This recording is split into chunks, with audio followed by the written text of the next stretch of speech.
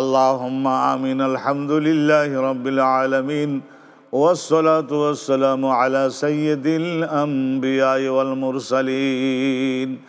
রব্বানা তাকাব্বাল মিন্না ইন্নাকা আনতাস সামিউল আলিম ওয়া তুব আলাইনা ইন্নাকা আনতাত তাওয়াবুর রহিম। আল্লাহ পাক রব্বুল আলামিন, আপনি আমাদেরকে কোরআন দান করেছেন। আল্লাহ তাআলা আপনি আমাদেরকে জীবন্ত কোরআন হিসেবে দিয়েছেন। নবী রাসূলগণের যিনি দলপতি সাইয়্যিদুল আম্বিয়া, তাকে কোরআনের ব্যাখ্যা মানব জাতির সম্মুখে তুলে ধরবার দায়িত্ব আপনি তাকে দিয়েছেন। আল্লাহ হুয়া বাল্লাগা লানা আল ইসলামা আত-তাবলীগ আল আওফা। আল্লাহ সর্বোচ্চ মাত্রায় তিনি আমাদের জন্য ইসলামের প্র্যাকটিক্যাল ব্যাখ্যা শেখাই আমাদের জীবনকে ধন্য করে দিয়ে গিয়েছেন। আমাদের নবী, আমাদের রাসূল, আমাদের হাবিব, জগৎ পরকালে মানব জাতির পক্ষে শাফাআতকারী নবী পাক সাল্লাল্লাহু আলাইহি ওয়াসাল্লাম।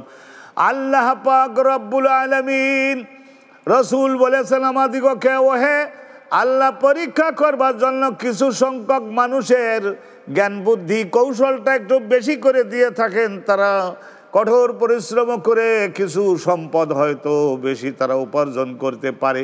আল্লাহ রাব্বুল আলামিন কিন্তু আল্লাহ তাআলা 200 পরিমাণের দেরহাম, 200 দেরহাম অর্থ 52.5 ভরি রৌপ্যের এই বাজার মূল্যের অধিকারী যারা থাকবে সারা বছর সংসার চালনা করবার পরে, আল্লাহ তাদের উপরে আপনি জাকাতকে ফরজ করে দিয়েছেন।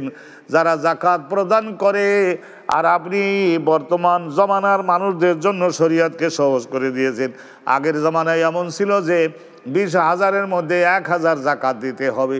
আল্লাহ রাব্বুল আলামিন কিন্তু বর্তমানে আপনি শরীয়তকে সহজ করে দিয়ে আপনি বানিয়ে দিয়েছেন যে 40,000 টাকার মালিক যদি সারা বছর সংসার সুন্দরভাবে পরিচালনার পরে বেসিক নিডস যেগুলি সেগুলি বাদে অতিরিক্ত যদি 40,000 থাকে, তাহলে সেখান থেকে মাত্র 1,000 টাকা আপনি জাকাত ফরজ করেছেন। আল্লাহ রাব্বুল আলামিন নবী পাক বলেছেন, যাকাতু কান্তারা।